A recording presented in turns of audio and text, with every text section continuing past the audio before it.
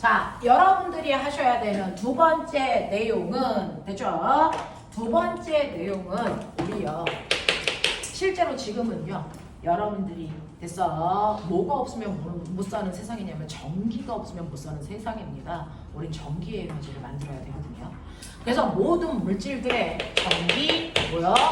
전도성을 보자 이거예요. 얼마나 전기가 잘 통해? 이 얘기하자. 그게 여러분들이 가지고 있는 32페이지의 내용입니다. 됐죠? 그러면 전기가 얼마나 잘 흘러? 물질마다 보자. 자, 그 중에서 철이나 구리처럼 전기가 열나 잘 흐르는 물질을 뭐라 그럽니까? 도체. 고무나 유리처럼 전기가 거의 흐르지 않는 물질들을 뭐라 그럽니까? 부도체를. 우리는 요즘에 부도체라고 안 합니다. 뭐라고 하게요? 절연체. 라고 합니다. 됐어. 그래서 도체는 전류가 잘 흐르는 물질을 부르는 거고요. 부도체인 절연체는 전류가 거의 흐르지 않는 물질을 부르는 말입니다. 근데 신기한 애가 있어요. 도체보다는 전류가 잘 안 흐르지만 부도체보다는 전류가 잘 흐르는 아이가 있어요. 그 중간에 성격을 때리는 아이들. 얘네들 뭐라 합니까? 이걸 반도체라고 하겠다. 이렇게 되는 겁니다. 됐죠? 그래서 물질들이 얼마나 전기가 잘 흐르느냐에 따라 도체, 반도체, 부도체로 나눌 수가 있습니다. 알겠어? 네. 그렇고 내가 전기가 잘 흐르지 않는다는 얘기는 무슨 말이야?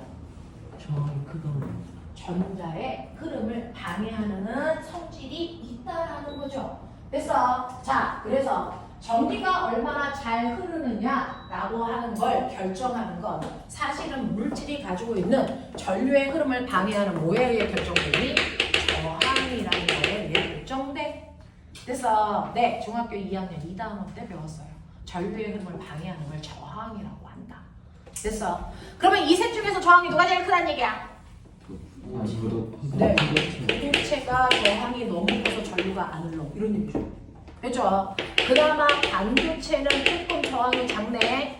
도체는 저항이 엄청 작아서 전류가 잘 흐르네. 이 얘기야. 납득해? 그럼 꼬매나. 실제로요. 이렇게 물질들의 전류의 흐름을 방해하는 이 저항이라고 하는 거요. 됐어? 네. 물질의 뭐가 결정합니까? 저항의 크기를 결정하는 인자가 뭡니까? 이단원의 중심력입니다. 그래서 전류의 흐름을 방해하는 저항이라는 거의 크기를 결정하는 인자 몇 가지가 있을까요? 4가지가 있습니다. 물질의 저항의 크기를 결정하는 인자는 4가지가 있습니다. 그 중에서 뭐니 해도 첫 번째가 어떤 물질이야, 이거 철이야, 유리야, 이것만으로 저항의 크기는 이미 결정되는 거예요. 그래서 저항의 크기를 결정하는 건 물질의 뭐가? 종류가. 물질이 어떤 물질이냐에 따라서 타고난 저항의 크기가 있어요. 그 타고난 저항의 크기를 우리가 멋진 말로 비저항이라고 하는 로로 표현합니다. 밀도를 쓸 때도 로라고 하는데 비저항을 표현할 때도 로라고 써요. 이를 좀 길게 쓰시면 돼서 그리스어 로라고 읽어줘요. 그래서 네 라고 하는데 이 비저항은요 모든 물질을 같은 두께 같은 길이로 잘라놓고 표준 저항값을 비교한 값입니다. 그래서 네 라고 하는 이 비저항이라고 하는 거. 그래서 이게 다 있어요. 됐죠? 그럼 우리가 알고 있는 물질 중에 비저항 값이 제일 작은 게 누굴까요? 음입니다.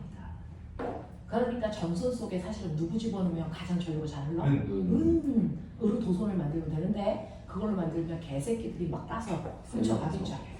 그래서 저항은 조금 크지만 가성비 괜찮아. 둘이 집어넣는 겁니다. 되겠어? 네. 근데 선생님 그러면 모든 물질들을 같은 두께 같은 길이로 잘라서 표준 저항값을 비교한 걸 비저항이라고 해요. 그러면 그래서 얘가 같은 두께 같은 길이가 아니면 저항값이 달라지죠. 그걸 중학교 2학년 때 배운 거야. 그래서 같은 물질이라도 그 물질의 뭐가 길이가 뭐의 지수로 길어질수록 저항값은 뭐입니까? 커지는 거예요. 왜요? 저항이라는 게 뭡니까? 라고 하면 이렇게 물질 속에는 원자가 있고요. 원자 사이를 전자가 뭐합니까? 이동하는 게 전류가 흐르는 힘이죠. 맞아요. 근데 이렇게 전자가 가다가 원자랑 쿵 하고 부딪히면 어떻게 될까? 이게 반작용 때문에 튕겨 나오죠. 거꾸로 가죠. 근데 이쪽에서 마이너스가 미는 힘 때문에 거꾸로 계속 갈 수는 없으니까 다시 휘어서 이렇게 피해갑니다.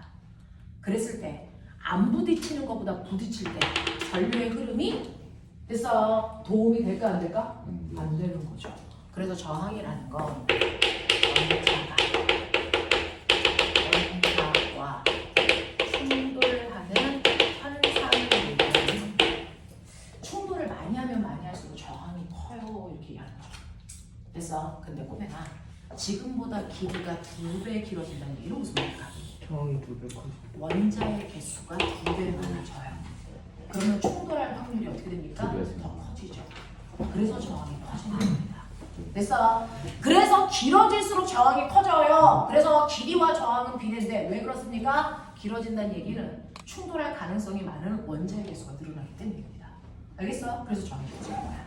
자, 그 다음에 같은 물질이라도요. 됐어? 굵기를 우리는 뭐라 그럽니까? 단면적. 단면적이 커지면 커질수록 저항은 어떻게 된다고 배웠니? 작아진다고 배웠죠? 됐어? 그러면 길이는 똑같은데 단면적이 두꺼워진다는 얘기는 무슨 말일까? 라고 하면 길이는 원자의 개수는 같은데요. 얘를 잡아당기니까 원자와 원자 사이의 간격이 벌어진다라는 개념으로 이해하시는 게 가장 편합니다. 됐죠? 그러면 원자와 원자 사이의 간격이 벌어지기 때문에 전자가 충돌할 확률이 커지니 작아지니 작아지죠. 그래서 저항을 주는 겁니다. 이런 개념입니다. 됐어? 근데 저항의 크기를 결정하는 게 중학교 때 배웠던 이런 애들 말고 하나가 더 있다는 겁니다. 뭘 것 같습니까? 바로 온도입니다. 온도가 저항의 크기를 조절합니다. 됐어? 그러면 온도가 높아지면 저항이 커진다고요? 작아진다고요? 이거 케이스 바이 케이스입니다. 뭐냐면 온도가 높아지면 됐어? 저항값이 커지는 물질이 있고요. 저항값이 오히려 줄어드는 아이가 있다는 얘기예요. 볼들이죠? 누가 그래요? 바로 온도가 높아지면 저항이 커지는 아이가 도체입니다. 온도가 높아지면 저항이 작아지는 아이가 바로 부도체와 반도체가 됩니다. 그래서 온도에 따른 저항 변화를 보면 이게 도체인지 부도체인지 반도체인지 미루어 짐작할 수 있습니다. 됐어? 그래서 여기가 온도소이고요. 여기가 저항값이에요. 온도가 높아지는데 저항값이 이렇게 바뀌어. 누구니? 부체입니다.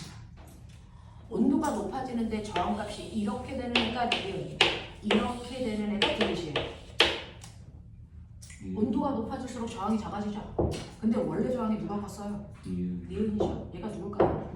부도체. 얘는 누굴까요? 반도체입니다. 이렇게 구별하시면 돼요. 알겠습니까? 이렇게 됩니다. 자, 그러면 온도가 높아지는데 저항의 변화가 왜 정반대야? 이 얘기를 오늘 하고 싶었던 거예요. 이게 물질 구조입니다. 이게 도체와 부도체를 구별하는 기준이고요. 여기서부터가 화학이랑 달라요. 여러분들이 알고 있는 원자의 구조는요. 그래서 원자핵이 있고 바깥쪽 껍질에 이렇게 전자들이 껍질 위에 있는 상태, 요게 원자의 표준 구조입니다. 됐죠? 자, 근데 우리가 알고 있는 부체, 액체, 기체, 물질은 세 가지 상태를 갖습니다. 납득합니까? 물질은 세 가지 상태를 갖는데 그 중에서 이해해 보세요. 부체는 입자와 입자 사이의 간격이 가장 좁고요. 규칙적으로 빽빽하게 배열되어 있는 아이디어. 맞아? 자, 액체는 입자 사이의 거리가 약간 멀어. 그리고 약간 불규칙하게 배열돼. 맞지? 기체는 입자와 입자 사이의 간격이 제일 멀어. 그래서 그리고 불규칙하게 배열되어 있어. 이거죠. 자, 그럼 보세요. 액체나 기체는요. 원자의 입장에서 보면 입자와 입자 사이의 거리가 엄청나게 멉니다. 아마. 그러면 어떤 일이 발생하냐면 첫 번째 A라는 원자핵이 있고 그리고 거기에 전자가 첫 번째 껍질에 들어가고 두 번째 껍질에 들어가.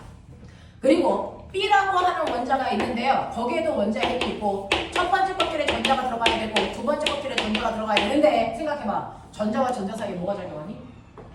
서로 밀어내는 정력 작용하죠. 근데 이 원자와 이 원자 사이가 엄청나게 멀어. 그러면 서로 총력을 줄까 안 줄까? 거의 영향을 주지 않아서 자기가 원하는 자리에 아무렇게나 들어가도 돼요. 그 상태가 바로 액체와 기체의 구조입니다. 이것만 설명하는 게 과학입니다. 그럼 물리는 이거 공차인 겁니다. 그래서 고체 상태는 달라 얘들아. 고체는요. 이렇게 점 하나 찍죠. 이 점 보이죠? 그렇죠? 이 점 보이죠? 이 안에 요 점을 만들려면 이 안에 원자가 몇 개쯤 들어갈까? 엄청 많이 100만 개쯤 들어갑니다. 이 안에 100만 개 이상의 원자가 들어있는 겁니다. 됐어. 자, 그러면 이 공간 안에 100만 개 정도의 원자가 들어있다는 얘기는 원자들 입장에서 바로 따다다닥 붙어있다는 거야. 그럼 분명히 봐봐. A라는 원자 입되어 있어. 근데 거기에 따다다닥 붙어 B라는 원자가 들어가 있다. 그럼 B라는 원자의 원자핵이 있고 첫 번째 껍질 붙어서 이렇게 있어. 거기에 전자가 들어가줘야 되죠. 그러면 전자와 전자가 뭐 해야 된다? 겹쳐야 된다. 전자와 전자가 겹칠 수 있답니다. 이거 불가능합니다. 청력 때문에. 됐어? 그럼 어떡합니까? 전자와 전자가 붙으려고 그럴 때 먼저 와 있는 전자가 나중에 온 전자를 뭐합니까? 밀어버려요. 절로 가 이 새끼야. 알겠어? 밀어버려. 그래서 절대 붙을 수 없어. 집에 가서 실험해보세요. 여러분은 전자를 붙일 수는 없으니까 집에 가서 전자와 똑같은 자석을 사용해보세요. 자석과 자석을 붙이려고 하면 근처까지는 억지로 끌고 갈 수 있죠? 하지만 갖다가 붙이면 붙습니까? 아니요. 결국 밀어냅니다. 됐죠? 전자와 전자는 절대 겹칠 수 없어요. 이게 화학 시간에 배우는 파울리의 배파울리입니다. 그래서 같은 자리에 두 개의 전자가 존재할 수 없어요. 그럼 어떻게 됩니까? 라고 하면 나중에 들어오려는 전자가 살짝 밀려 첫 번째 껍질에 전자가 들어가 있고 두 번째 껍질에 전자가 들어가려고 겹치려고 하니까 밀려서 살짝 어긋난 상태로 두 번째 B에 첫 번째 껍질이 존재하고 거기에 전자가 이렇게 들어갑니다. 살짝 어긋나요. 근데 여기 안에 그런 일이 100만 번 일어나야 된다고요. 되겠어? 그러면 첫 번째 껍질이 100만 개가 있어야 되는데 얘네들 절대 겹칠 수 없으니 여러분들이 살짝 어긋나게 100만 개의 선을 그린다 생각하시면 돼요. 100만 개의 선을 이렇게 겹치지 않게 그리다 보면 첫 번째 전자 껍질이 뭐해집니까? 열나 두꺼운 전자 뭐의 형태를 띱니까? 전자 B의 형태를 띱니다. 얇아야 껍질이죠. 두꺼우니까 B라고 부릅니다. 그래서 고체일 때는 전자 껍질의 개념을 갖지 않고요. 고체일 때는 무슨 형태를 띈다? 전자 B의 형태를 띠는 구조가 나타납니다. 됐죠? 그래서 첫 번째 전자 T, 두 번째 전자 T, 세 번째 전자 T 이런 식으로 전자 T가 존재하고요. 거기에 전자들이 아래 껍질부터 꽉 채우고 밑껍질로 올라오니까 그렇게 있겠죠. 자, 그랬을 때 보면아 전자들이 두 번째 껍질까지 전자 T까지 존재해요. 자, 전자가 존재하는 가장 바깥쪽 띠를 우리는 뭐라 그러냐면 이거를 원자가 띠라고 불러요. 전자가 존재하는 가장 바깥쪽 띠를 원자가 띠라고 하고요. 그러면 그 띠보다 더 바깥쪽은 전자가 존재하지 않습니다. 전자가 존재하지 않는 나머지 띠를 우리가 뭐라 그럽니까? 이거를 전띠라고 씁니다. 되겠어? 이런 식으로 이름을 불러. 똑같아요. T와 T 사이에는 전자가 존재할 수 있니 없니? 없어요. 그래서 네 이렇게 T에만 있는데 T의 전자들이 따다다닥 붙어서 그래서 겹치지는 않지만 거의 근접하게 있다는 얘기죠. 그래서 이런 구조로 되어 있는데 너네 알죠? 화학 시간에 배웠죠? 첫 번째 전자 껍질에는 전자가 몇 개 들어가면 꽉 차? 공간이 너무 좁아서 니는 청력을 가지고 있는 전자들이 2개만 들어가면 꽉 차. 됐어? 두 번째 껍질까지는 전자가 몇 개까지 들어갈 수 있어? 8개까지 들어갈 수 있는 공간을 확보하고 있어. 뭐 이런 얘기잖아요. 그러니 껍질에도 전자가 들어갈 수 있는 공간이 한정되어 있는 것처럼 전자 T가 돼도 전자가 들어갈 수 있는 공간은 한정되어 있습니다. 됐죠? 자, 그러면 여기에 전자가 몇 개 들어갈 수 있는데 4개 들어갈 수 있는데 전자가 4개가 다 들어가는 경우도 있고 들차는 경우도 있겠죠? 그렇게 내가 들찼다고 치자.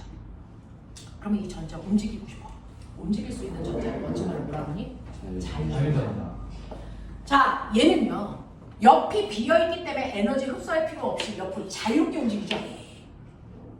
그래서 원자과 T의 빈 공간이 있는 아이들이 바로 자유전자를 만듭니다.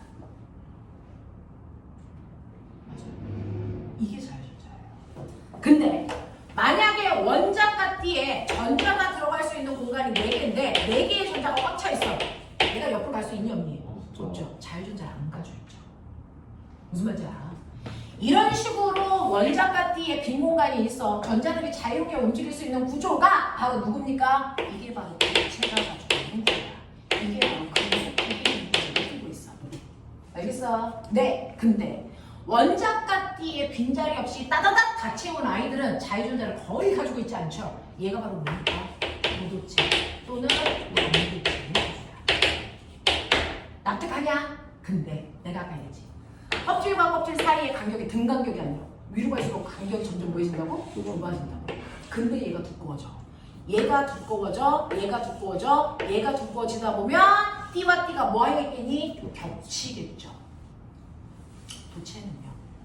원자과 T 위에 있는 전도 T가 두꺼워져서 얘가 이렇게 겹쳐 있습니다. 그럼 꼬맹아. 껍질에서 껍질 위로 올라가기 위해서 에너지를 뭐 해야 된다고요? 빈 공간을 건너뛰기 위해서 에너지를 흡수해야 됩니다.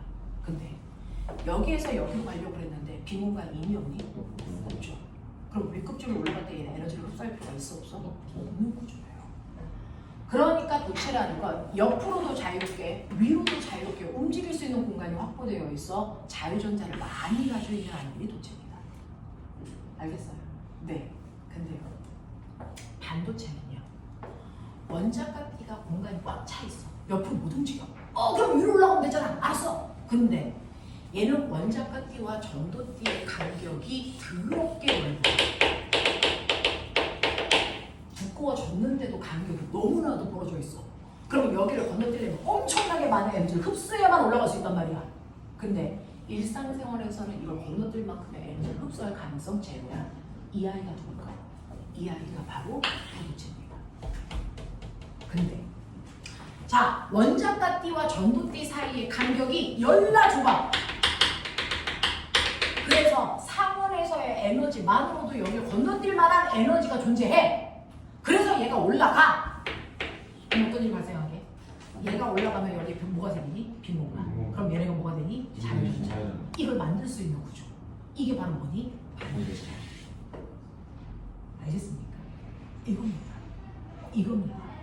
그래서 전기 전도도는요. 원자과 T의 빈 공간이 있냐 아니면 간격이 좁냐 넓냐 이거에 따라 도체, 반도체, 부도체를 나눌 수 있다는 겁니다. 됐어? 이게 바로 문제의 구조야. 자, 근데 내가 온도를 높였어. 온도를 높였는데요. 됐어? 도체는 온도를 높이면 높일수록 저항이 커진다 그랬어? 왜? 라고 하면 도체는요. 열을 가하면 열도 열 에너지죠. 네. 그걸 흡수하면 전자가 뭐하니?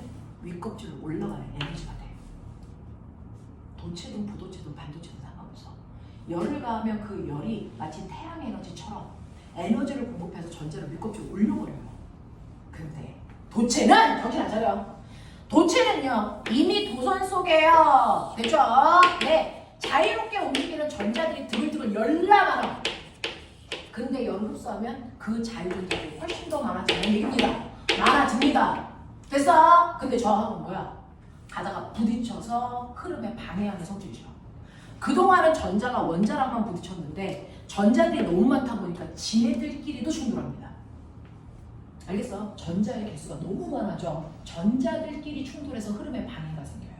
그래서 도체는 온도가 높아지면 높아질수록 저항값이 커집니다. 자유전자가 너무 많아서.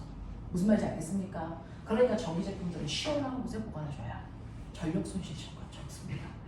맞죠? 그래서 냉장고를 열라 띄어놔야 돼. 왜? 뜨거워지면 저항이 너무 커지니까 전력 손실이 커. 이런 뜻입니다. 맞죠? 자, 근데 온도를 높이면 저항값이 줄어드는 아이가 있죠. 이게 바로 반도체 또는 부도체라고 했습니다. 왜요? 반도체나 부도체는 그 불가능하다는 전자를 윗껍질로 올려버려요. 그럼 드디어 자유전자가 한두 개씩 생겨나면서 전류가 흐르기 시작해요. 알겠습니까? 이 개념입니다. 됐죠? 그래서 부도체나 반도체는요 온도를 높이면 자유전자가 생겨나기 시작해서 전류가 잘 흐르는 구조로 바뀌고요. 그래서 도체는 온도를 높이면 자유전자들이 너무 많아서 충돌 경수가 많아지는 거죠. 무슨 말인지 알겠어? 네, 이렇게 됩니다. 그래서 저항의 크기를 결정하는 인자는 이렇게 4가지가 있는데 이때 이걸 이용해서 저항의 크기를 계산하는 방법! 저항은 R로 표현하죠. 레지스탄스 약자. 저항은 로에 그래서 S분의 L로 계산하시면 됩니다. 그래서 로가 뭐였어요? 이죠. 곱하기 단면적분의 기호. 이게 저항의 크기를 결정하는 인자인데 중학교 때는 비저항 값을 안 가르쳐 주니까 그래서 비저항 값을 안 가르쳐 주니까 저항은 단면적분의 길이에 비례하는 값이야 라고 하는 것 뿐입니다. 그래서 비례하지 않고 정확한 값을 구하기 위해서 비저항 값을 곱해 주시면 됩니다. 그럼 온도 어디서? 비저항, 단면적, 길이, 온도 없잖아. 자, 이 비저항 값이 온도 상수입니다. 같은 물질이라도 0도일 때 비저항 값, 10도일 때 비저항 값 다 달라요. 그래서 각각의 온도에 맞는 비저항 값을 구하셔야 합니다. 알겠습니까? 이해됩니다. 그래서 여러분들이 아시는 것처럼 물질의 저항을 구할 때 이렇게 하시면 된다. 납득하고 말해. 알겠습니까? 네, 그래서 여러분들이 가지고 있는 책이 블라블라 그런 얘기들을 하고 있습니다. 됐죠? 네. 자, 그러면 하나만 더 넘겨볼까요? 한 10분 정도 있으니까. 자, 책 없는 사람들이 있으면 문제를 몇 개 짚어주고 싶었는데 그거는 숙제를 해가지고 오시면 그때 짚어드리도록 하죠. 자, 그러면 이런 식으로요. 도체, 부도체, 반도체라고 하는 물질들이 있는데 주로 도체는 뭐라고? 금속. 유일하게 비금속 중에서 누구? 흑연. 개만도체. 알겠어? 네. 그래서 보편적으로 도체는 금속. 되겠냐? 네. 자, 그 다음에 부도체는 대부분이 비금속. 그럼 반도체 누구야? 주기율표상에 중금속 14조에 해당되는 아이들을 우리가 반도체성에 있는 물질이다 생각하면 돼요. 그래서 14조가 누구냐? 빨리 외워. 14조. 규소. 탄소. 이런 애들이에요. 탄소는 결합하면 비싼 다이아몬드 되니까 잘 못 건드리죠. 주로 규소 씁니다. 그래서 그 규소로 반도체를 만듭니다. 규소는 어디서 뽑아오게요? 모래입니다. 석영. 알겠습니까? 네, 이런 거죠. 그래서 여러분들이 선생님하고는요 이제부터 반도체에 대해서 배우자. 전 세계에서 반도체를 가장 잘 만드는 나라가 우리나라잖아요. 그렇죠? 반도체에 대해서 배우자 나눕니다. 자, 반도체는 14족에 해당되는 아이들을 근간으로 만듭니다. 그 중에서 누구로 만드냐면 성재야 여기 봐. 선생님이 제일 싫은 게 물리원을 했는데 아는 게 하나도 없어요. 이런 얘기를 들을 때 선생님이 힘이 제일 빠져요. 그래서 네, 그러니 수업 시간에 집중해서 들어보십시오. 자, 반도체는 주로 14족을 기준으로 만드니까 우리는 주로 반도체는 규소라는 아이를 기준으로 만들어요. 근데 얘가 왜 14족이야?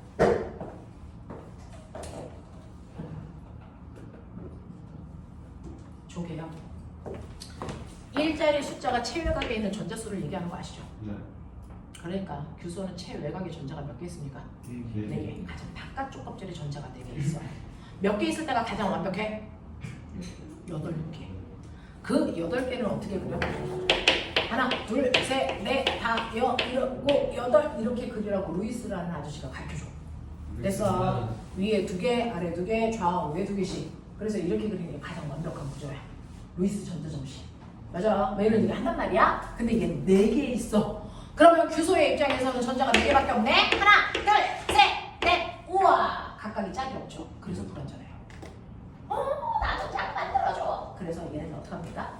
또 다른 규소들과 그래서 서로 전자 하나씩을 공유하면서 결합하는 무슨 결합을 한다? 공유결합을 해요. 네 전자 하나, 내 전자 하나 우리 같이 써 이렇게 하는 거 공유결합을 해. 됐어.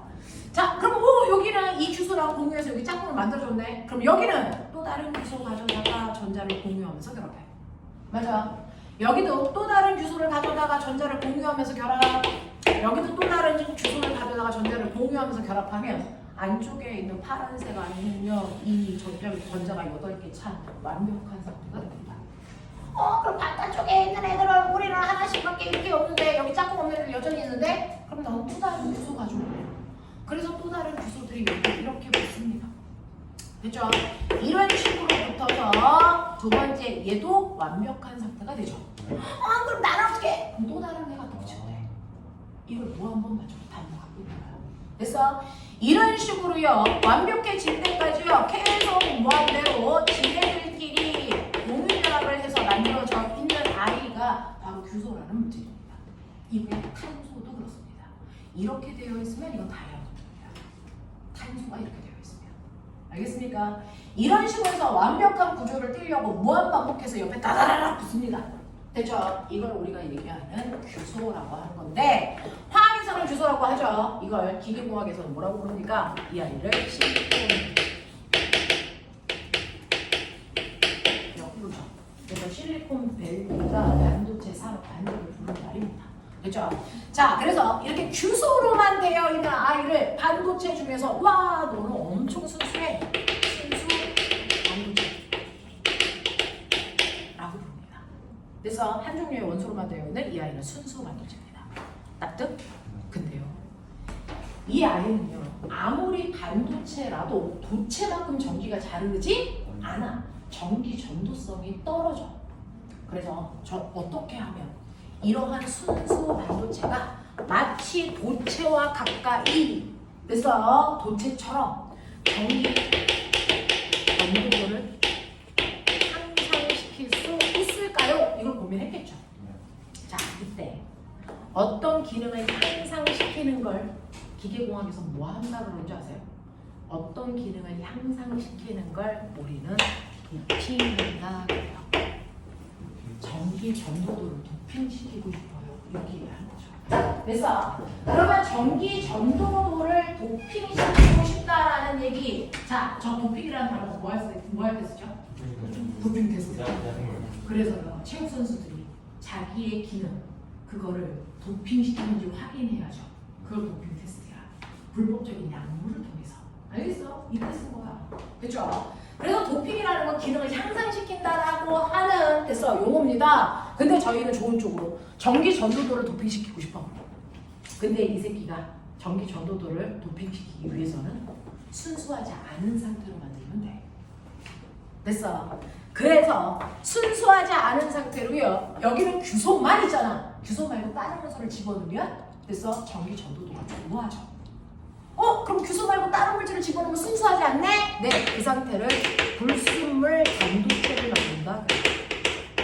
근데 이러한 14족을 불순물 반도체를 만들기 위해서 다른 요소를 집어넣는데 아무거나 때려 넣는다고 되지 않아.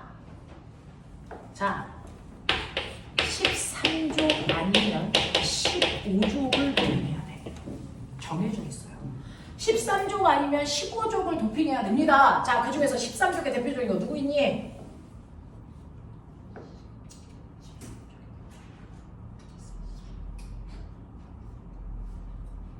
뒤질래?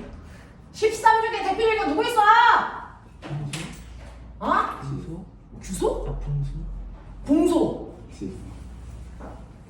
질소 15족. 이 새끼 확 그냥 씨. 알루미늄. 알루미늄. 뭐 이딴 거 있죠? 자, 그래서 여기다가 알루미늄을 넣어보자. 자, 13족에는 알루미늄을 넣겠대. 자, 그러니까 그래서 얘가 들어가기 위해서 이 새끼 하나 뽑아야죠. 자, 그래서 얘를 뺍니다. 나와 이 새끼야. 됐어? 뺀다고요. 그러면 여기 있는 파란색 규소가 나가면서 기분 나쁘니까 뭐하니? 지 거 다 가지고 나가. 그러면 이 자리에 몇 개가 빈 공간이 생기니? 4개가 빈 공간이 생기죠. 자, 그래놓고 여기에다가 알루미늄 집어넣어. 그랬더니 알루미늄 걱정마! 내가 꽉 채워줄게! 이러고 들어와. 그래서 알루미늄 들어간다? 근데 알루미늄은 13족이지. 최외곽의 존재 몇 개 있냐? 그러니까 3개를 넣어서 꼽아줄게! 여기다 꼽아줄게! 하나, 둘, 셋! 꽉 찼다! 병신짓을 해요. 꽉 찼니? 이 하나 비죠. 됐어. 네. 이게 바로 신의 한 수죠. 아명. 실제로 이렇게 가장 최외곽에 전자가 들어갈 수 있는 공간이 4개인 것이야. 원래는 여기에 전자가 꽉 차 있어 반도체입니다. 근데 규소를 빼고 알루미늄을 줍혀 넣는 순간 4자리 중에 전자가 몇 자리만 채워지니? 3자리만 채워져요. 그러면 한 자리에 빈 공간이 생기죠. 그러면 이 순간 얘네들이 뭐가 돼요? 자유전자. 자유전자가 돼요. 그래서 전기준도 도가 좋아집니다. 알겠어요? 그러면 이때 이 빈 공간이 전기를 잘 흐르게 도와주는 물질로 바뀐 거네. 그치? 자, 이 빈 공간을 구멍 생겼어. 근데 원래는 마이너스가 있었어야 했는데 마이너스가 빠지면서 상대적으로 플러스가 강해진 듯한 느낌이 들어요. 그래서 플러스의 성격을 띠는 구멍. 자, 우린 마이너스를 플러스는 양. 그래서 이 새끼는 뭐예요? 양분이라고 불러요. 됐어? 그래서 13족을 도핑하는 순간 양분이라는 아이가 생겨. 그 아이 때문에 전류가 잘 흐르게 도와주는 물질이 생긴 거죠. 양공이 전류를 잘 흐르게 도와주는 전하나르게. 순수한 한국말이에요. 전하를 날려준다. 전하나르게 역할을 합니다. 됐어? 네. 자, 이거를 우리는 뭐라고 할까? 자, 우리는 마이너스는 네가티브, 플러스는 포지티브. 됐어? 그래서 얘는 포지티브형 반도체.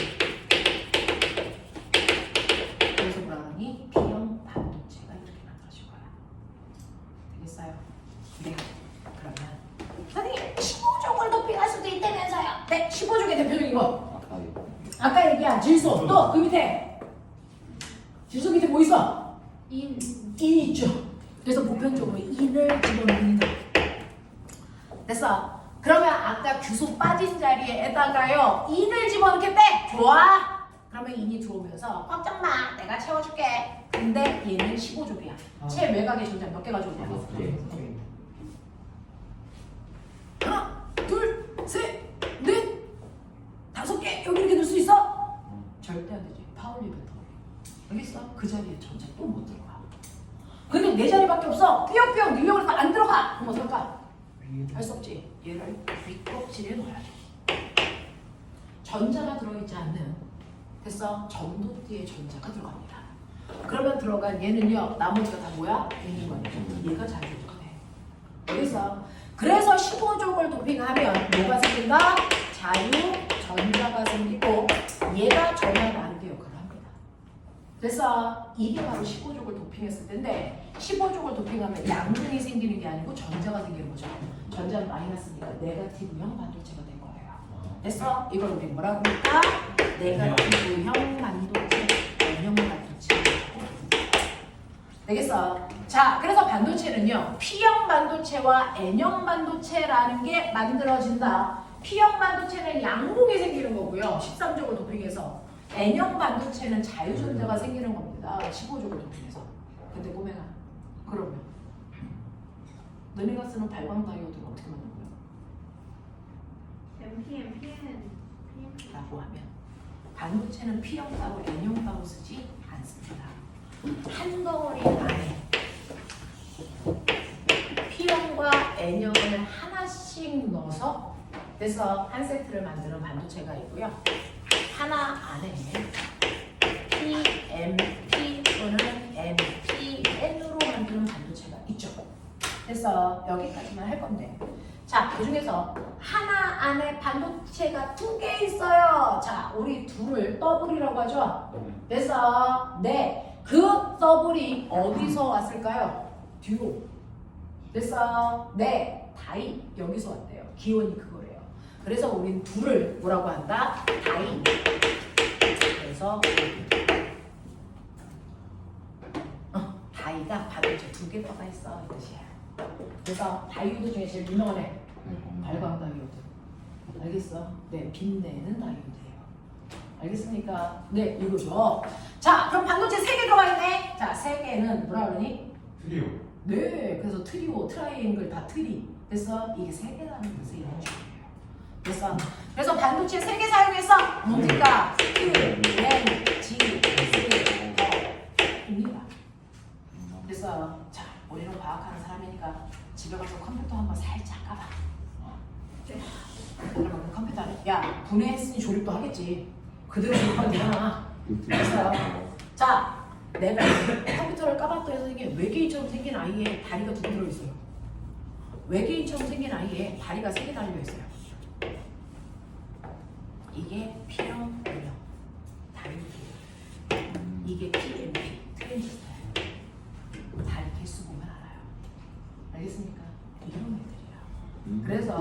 이런 식으로요. 다이오드와 트랜지스터라고 하는 게 P형 반도체와 N형 반도체를 접합해서 만든 거예요.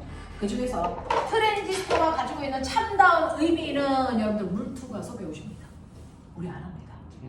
됐죠? 다이오드만 합니다. 그 다이오드 중에서 여러분들이 알고 있는 N형 반도체나 P형 반도체, N형 반도체는 뭐가 많다고요? N형 반도체는 뭐가 많다고요? 자유형. P형 반도체는 뭐가 많다고요? 양공. 근데 그 양공을 두 번째 껍질에 그래서 만들어놔. 그러면 여기 있는 자유전자가 어디로 떨어지니? 두 번째 껍질로 떨어지지. 그럼 아까 내가 그랬어. 두 번째 껍질로 떨어질 때 무슨 광선 방출? 빛나는 거. 그래서 두 번째 껍질로 떨어질 때 가시 광선을 방출하는데 그 중에서요 얘는 세 번째 껍질에 자유전자가 이기급에서 떨어져. 그럼 이게 떨어지는 순간 내 눈에 빨간 빛이 나와. 이게 뭐야?